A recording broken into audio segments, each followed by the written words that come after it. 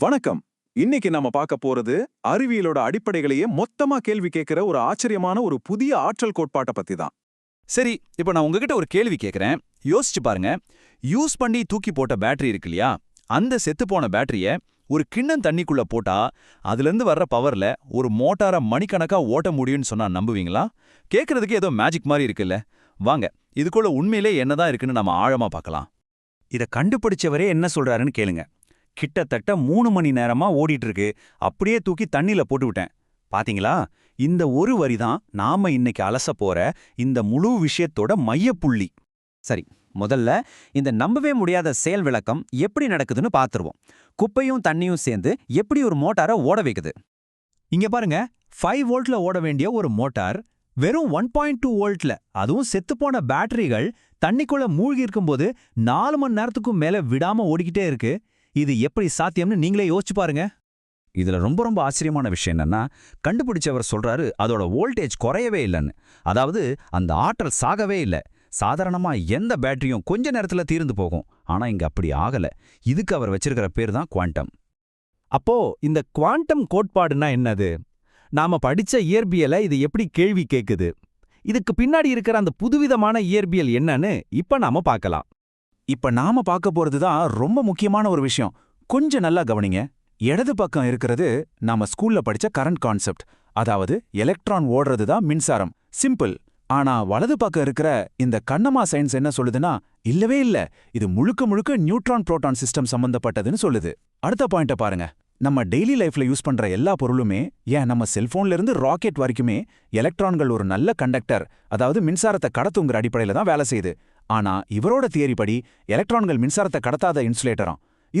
இதுதான் இங்க இருக்கிற மிகப்பெரிய ஒரு புரட்சிகரமான கருத்துனே சொல்லலாம். கடைசியா கரண்ட் பாஸ் ஆகல, அதுக்கு பதிலா ஃபோட்டானிக் பல்ஸ்னு ஒன்னு தான் ஆற்றல் எடுத்துட்டு போகுதுன்னு சொல்றாரு. பாத்தீங்களா, நாம இத்தனை நாளா நம்பினதுக்கு அப்படியே தலைகீழா இருக்கு இந்த தியரி. அப்போ இந்த ஃபோட்டானிக் பல்ஸ்னா என்ன? சிம்பிளா சொல்லணும்னா, ஆற்றலை ஒரு இடத்துல இருந்து இன்னொரு இடத்துக்கு கொண்டு போற உண்மையான வடிவம் இதுதான்னு அவர் சொல்றாரு. ஒரு சர்க்கியூட்டை ஒரு குறிப்பிட்ட மாதிரி ஷார்ட் பண்ணும்போது அணுக்கருவுக்குள்ள இருக்கிற நியூட்ரான்கள்ல இருந்து இந்த ஆற்றல் துடிப்புகள் வெளியே வருதாம். இது எலக்ட்ரான்களை விட பல மடங்கு வேகமானதுன்னு அவர் நம்புறார். சரி, இவ்ளோ பெரிய விஷயத்த செய்யறதுக்கு ரொம்ப பெரிய காஸ்ட்லியான பொருட்கள் தேவைப்படும் தானே நினைக்கிறீங்க? இங்க தான் அடுத்த ஆச்சரியமே காத்துட்டு இருக்கு. இதுக்கு தேவைப்படுற பொருட்கள் என்னன்னு பாருங்க. குப்பையில தூக்கி போடுற செத்துப்போன ஜிங்க் கிராஃபைட் பேட்டரிங்க, நாம எழுத பயன்படுத்துற சாதாரண பென்சில்ல இருக்கிற கரி, அப்புறம் நம்ம சாதா தண்ணி. ஆமா, நீங்க கேட்கறது சரிதான். இந்த டெக்னாலஜி முழுக்க முழுக்க கழிவுப் பொருட்கள்ல இருந்து தான் உருவாகுது. சரி, எதுக்கு இந்த பொருட்கள் மட்டும்? கண்டுபிடிப்பாளர் சொல்றது என்னன்னா, ஜிங்க் அதாவது துத்தநாகம், அப்புறம் கிராஃபைட், இது ரெண்டுலயுமே ஒரு அறுகோண வடிவத்துல மூலக்கூறு அமைப்பு இருக்காம். இந்த அமைப்பு ஒரு சுவரை தாண்டி குதிக்கிற மாதிரி ஆற்றலை ஒரு இடத்துல இருந்து இன்னொரு இடத்துக்கு தாண்ட வைக்குது. இதத்தான் இயற்பியல்ல குவாண்டம் டன்னலிங் சொல்லுவாங்க. அந்த நிகழ்வை தான் இவர் இங்க பயன்படுத்துறாரு. இதை விட சிம்பிளா யாராலையும் சொல்ல முடியாது. இனிமேல் நெகட்டிவ் பத்தி கவலை இல்ல. ஒரு ரூல் பென்சிலே போதும். அதாவது ஒரு பேட்டரியோட ரொம்ப முக்கியமான பாகமான நெகட்டிவ் முனைய உருவாக்க ஒரு சாதாரண பென்சிலே போதும்னு சொல்றாரு. யோசிச்சு பாருங்க. இந்த ஐடியா எல்லாம் இவருக்கு எப்படி தோணுச்சு? இது வெறும் ஒரு புது டெக்னாலஜி மட்டும் அல்ல. இதோட வேர்கள் ரொம்ப ஆழமா நம்ம பழந்தமிழர் அறிவியல்ல இருக்குன்னு அவர் நம்புறார். வாங்க, அதை பத்தி கொஞ்சம் தெரிஞ்சுக்கலாம்.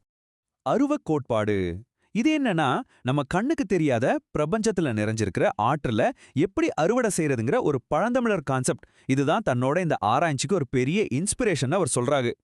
இன்னொரு ஆச்சரியமான விஷயம் என்னன்னா, கிட்டத்தட்ட 2000 வருஷம் பழமையான நம்ம சங்க இலக்கிய நூலான பரிபாடல்ல இன்னைக்கு சயின்டிஸ்ட் எல்லாம் பேசிட்டு இருக்கிற டார்க் மேட்டர் பத்தின குறிப்புகள் இருக்குன்னு இவர் சொல்றாரு.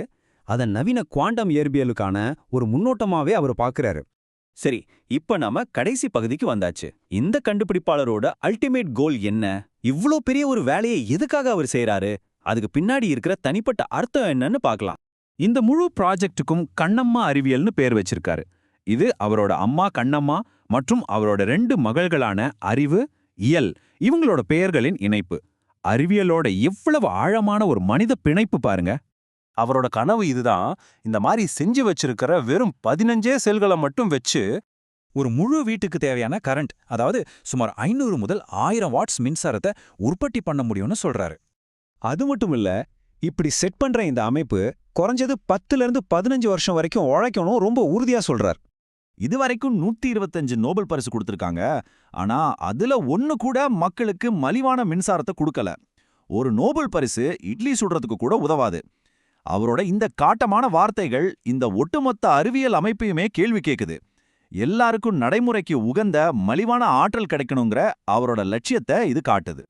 அப்போ உண்மையிலேயே நம்ம எனர்ஜியோட ஃபியூச்சர், அதாவது ஆற்றலோட எதிர்காலம், நாம தேடிட்டு இருக்கிற பதில்கள் எல்லாம் நம்ம பழந்தமிழரோட ஞானத்திலையும் நாம வேண்டான்னு தூக்கி போடுற இந்த குப்பைகள்லையும் தான் ஒளிஞ்சிருக்கா? நீங்களே யோசிச்சு பாருங்க. இந்த ஒரு பெரிய கேள்வியோட இன்னைக்கு இதை நான் முடிக்கிறேன்.